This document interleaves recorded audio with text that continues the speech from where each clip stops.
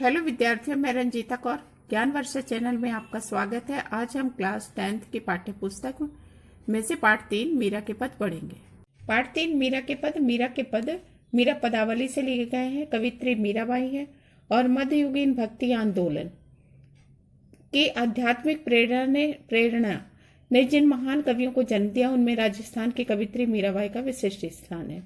देखिए, यह मध्य युग भक्ति काल आध्यात्मिक प्रेरणा, इस बात को पहले समझते हैं कि इस समय मध्ययुग भारत के इतिहास का ऐसा समय था जब प्रत्येक व्यक्ति ईश्वर भक्ति में डूबा हुआ था। ईश्वर के प्रति असीम आस्था थी।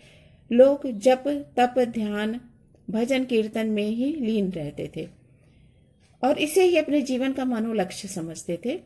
और ऐसे में जो ऐसे महत्वपूर्ण भक्त हुए जो ईश्वर प्राप्ति के लिए स्वतः ही पदों की ईश्वर के प्रति समर्पित रहते हुए गीत गाते, भजन गाते, गुनगुनाते और इसी तरह स्वतः ही पदों की रचना हो जाती।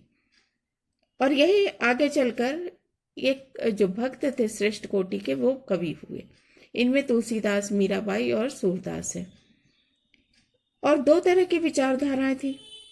एक विचारधारा जिसमें तुलसीदास, मीराबाई और सूरदास थे, ये सगुण विचारधारा थी। यहाँ साकार ईश्वर जिसका आकार है, ऐसे ईश्वर की उपासना पर बल दिया गया। और दूसरी विचारधारा थी, उसके अंतर्गत निर्गुण निराकार जिसका कोई आकार नहीं है, समस्त सृष्टि में परमात्मा है, समस्त जीवों में परमात्मा है। इस भाव को लेकर, इस ज्ञान मार्ग को लेकर जो चल रहे थे वो थे कबीर, रैदास, नानक और रहीम। उन्हें ज्ञान मार्गी कवि कहा गया, इन्हें प्रेम मार्गी कहा गया। मीराबाई पर दोनों ही, वो प्रेम मार्ग की कवित्री थी पर ज्ञान मार्ग का भी प्रभाव इसलिए था कि रैदास उनके गुरु रह चुके थे। अब देखिए, इनके जन्म के विषय में अनेक मतभेद हैं। पहला है कि 1500 कुछ लोगों का मानना था, अलग अलग राय होने के कारण 1503 में कुछ विद्वानों ने इनके जन्म और 1630 में इनकी मृत्यु को मान्य कर दिया। राणा सांगा के पुत्र भोजराज के साथ इनका विवाह हुआ, परंतु 1 वर्ष के पश्चात उनकी मृत्यु हो गई। योग्य संतों और वैष्णव भक्तों के साथ मिलकर यह मंदिरों में कृष्ण भक्ति में कीर्तन गाती और झूमती नाचती। और इसके साथ ही श्री कृष्ण उनके आराध्य थे, उनके प्रति उनकी भक्ति समर्पित भाव की है। गीत गोविंद की टीका, राग गोविंद, नरसिंह जी का मायरा, राग बिहार, इसके अंतर्गत 2 पद हैं। और पहले पद में मीराबाई प्रिय परमात्मा के मिलन के क्षणों को परम प्रसन्न क्षणों के रूप में व्यक्त करती हैं। इसका अर्थ है कि मीराबाई परमात्मा की भक्ति में बिताए गए अपने समय को असीम आनंद के रूप में बतलाती हैं। इस मिलन पर्व को, इस समय को उन्होंने फागुन में खेली जाने वाली होली के रूप में व्यक्त किया है। होली में जिस प्रकार का राग रंग माने उत्साह, प्रेम, आनंद भक्त के लोगों के हृदय में होता है, सभी प्रकार के मर्यादाओं का उल्लंघन कर लोग प्रसन्नता पूर्वक इस पर्व को मनाते हैं, वैसा ही आनंद और उत्साह भक्ति मीराबाई के हृदय में अपने परमात्मा को लेकर है। वह इस भक्ति में इस प्रकार लीन हो गई हैं, डूब गई हैं कि उन्हें बिना आवाज के ही आनंद की झंकार सुनाई पड़ रही है। शील, सदचरित्र और संतोष धैर्य की केसर को घोलकर उन्होंने प्रेम की पिचकारी में भरा है। इस प्रकार लोक भावनाएं माने लोगों द्वारा जो होली का आनंद है, वो आनंद मनाया जा रहा है। और दूसरी तरफ भक्त की आध्यात्मिक भावनाएं, भक्ति की ईश्वर भक्ति का आनंद, ये दोनों का सुंदर समन्वय अन्यत्र कहीं और आसानी से नहीं मिलता, दुर्लभ है ना मिले जो। और द्वितीय पद में जो दूसरा पद है, उसके अंतर्गत मीराबाई ने राम नाम की मनेश्वर की महिमा का गायन किया है ना, कि जो ईश्वर की महिमा है वो कितनी महत्वपूर्ण है जीवन में। और इसके साथ ही सतगुरु की कृपा से, जो सच्चे गुरु हैं, उनकी कृपा से उन्हें राम नाम रूपी माने ईश्वर का ध्यान, ये रत्न प्राप्त हुआ है। अब इसे वह व्यर्थ में नहीं जाने देंगे। अपने जीवन के बहुमूल्य समय को वह अब ईश्वर भक्ति में लगाएंगी। ये जो धन उन्हें अपने सच्चे गुरु की कृपा से प्राप्त हुआ, उसे कोई चोर नहीं चुरा सकता। वह खर्च नहीं होता, दिन प्रतिदिन बढ़ता ही जाता है। अर्थात इस श्री कृष्ण के प्रति उनका भक्ति और उनका प्रेम बढ़ता ही जा रहा है, जो कभी समाप्त नहीं होगा। पद में सच्चे गुरु की महिमा का वर्णन है। संदर्भ सहित व्याख्या। संदर्भ लिखते समय पाठ का नाम, कवि का नाम और पुस्तक का नाम। तो संदर्भ है होगा कि प्रस्तुत पद्यांश हमारी पाठ्य पुस्तक बासंती के पाठ 3 मीरा के पद से अवतरित है। इसकी कवित्री मीराबाई है। और प्रसंग लिखते समय लिखेंगे कि प्रस्तुत पदों में मीराबाई ने परमात्मा की भक्ति में बिताए हुए अपने उस समय को या उन क्षणों को परम आनंदित क्षणों के रूप में व्यक्त किया है। और अब व्याख्या। तो फागुन के दिन 4 होली खेल मना रहे।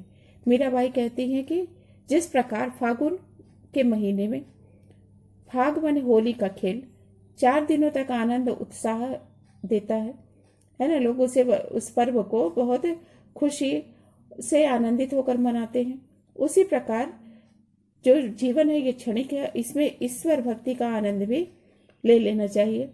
और वे इस आनंद में लीन हो चुकी हैं। बिन करताल पखावज बाजे, उन्हें बिना हाथ की थाप के ही पखावज बजते हुए सुनाई पड़ रहे हैं, क्योंकि ईश्वर भक्ति के प्रति पूरी तरह समर्पित है। उसमें इस तरह लीन है कि बिना खो गई है कि बिना हाथ की थाप के करताल, बिना हाथ की थाप के ही पखावज मृदंग बजने का उन्हें आभास हो रहा है। अनहद की झंकार सुनाई पड़ रही है। बिन सुर राग 3600 गावों, बिना सुर के ही, बिना सुर माने आवाज के, स्वर के, तो बिना स्वर के ही 36 राग गाए जाने का अनुभव हो रहा है। रोम रोम रंग सारे, मीरा का रोम रोम तो कृष्ण की भक्ति के रंग में रंग चुका है। सील संतोष की केसर घोली, मीरा ने सील, सद आचरण, संतोष, धैर्य, इनकी कोई केसर को घोलकर रंग तैयार किया है और इसे प्रेम की पिचकारी में भरा है। उड़त गुलाल लाल भय अंबर, जो लोग हैं आसमान में गुलाल उड़ा रहे हैं और उस गुलाल से सारा आसमान अंबर लाल हो गया है। और जब ये गुलाल वापस धरती पर झड़ रहा है तो ऐसा प्रतीत होता है मानो आसमान से रंगों की अपार वर्षा हो रही है। अपार वर्षा किसकी हो रही? रंगों की अपार वर्षा हो रही है। घूंघट के पट खोल दिए हैं, लोक लाज सब डाल रहे।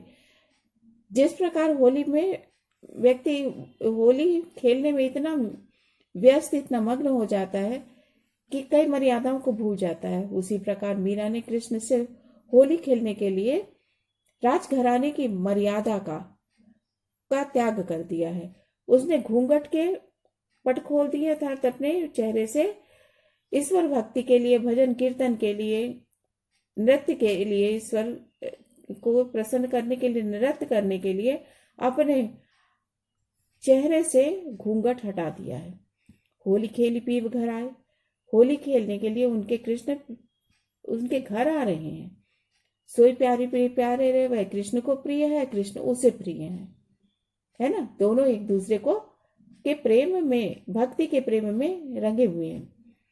तो सोई प्यारी प्रिय प्यारे रे, वह कृष्ण को प्यारी है, कृष्ण उसे प्रिय है। क्योंकि अगर भक्त पूर्ण समर्पण, पूर्ण श्रद्धा के साथ ईश्वर का स्मरण करता है तो ईश्वर उसे अपने दर्शन देते ही हैं।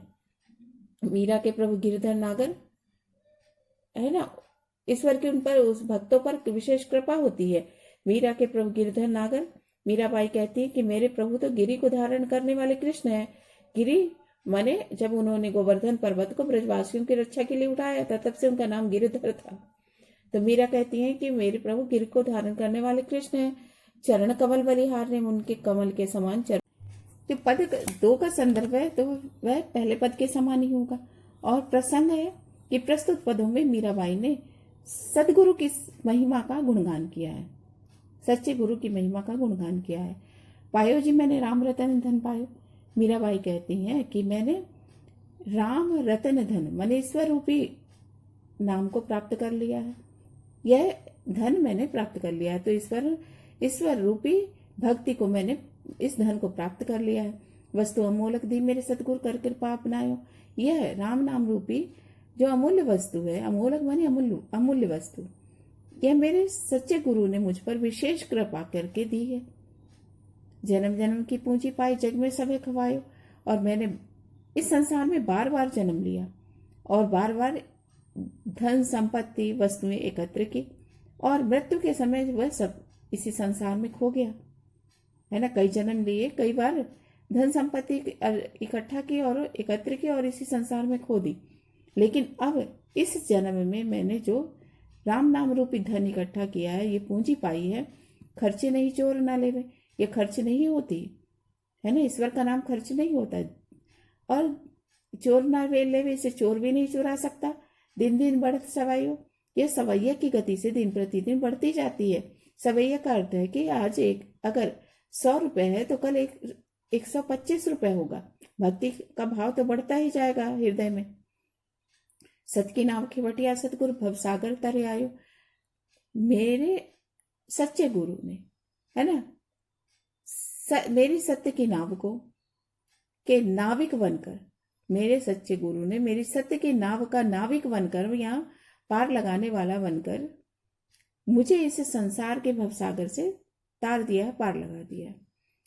क्या कहेंगे कि मेरी सत्य की नाव को मेरे सच्चे गुरु ने, उसका खेवटिया चलाने वाला, है ना, नाव को चलाने वाला नाविक बनकर इस संसार के भवसागर से मेरी नाव को पार लगा दिया है। मीरा के प्रभु गिरधर नागर, मीराबाई कहती हैं कि मेरे प्रभु गिरधर को धारण करने वाले कृष्ण हैं। मैं हर की जस गायो, उनके सम्मान में हर्षित होकर, प्रसन्न होकर गीत गाती हूँ, है ना। तो मेरे सत्य की नाव को चलाने वाले, मेरे यहाँ खेलने वाले मेरे सतगुरु हैं, और उन्होंने संसार के सागर से, मोह माया के सागर से मुझे पार लगा दिया है। और मैं अपने गिरी माने गिरधर श्री कृष्ण के सम्मान में, उनके यश में हर्षित होकर गीत या भजन गाती हूँ। अब देखिए इसमें विशेष क्या होगा, तो दोनों में देखिए रोम रोम पुनरुक्ति अलंकार है। शील संतोष दोनों शब्दों का प्रारंभ सा व्यंजन से हो रहा है, तो ये अनुप्रास अलंकार है। और यहाँ पर चरण कमल, कमल के समान चरण, उपमा अलंकार है, या रूपक भी इसको कह सकते हैं। अगर कमल ने, जो चरणों ने कमल का रूप धारण ही कर लिया है, रूपक अलंकार है। और यहाँ पे और भाषा कौन सी है, तो मीराबाई की भाषा जो है राजस्थानी और ब्रज भाषा है। और इसके साथ ही श्रृंगार रस भी है इसमें। और ये दूसरा पद है इसके अंतर्गत है, वही देखिए जन्म जन्म की पुनरुक्ति अलंकार है, करि कृपा अनुप्रास अलंकार है, भाषा वही है, राजस्थानी और ब्रज भाषा है। और इसके साथ ही जो श्री राम रतन धन, तो जो राम का नाम है वो धन के उसे उसकी उपमा की जा रही है कि वो धन के समान है।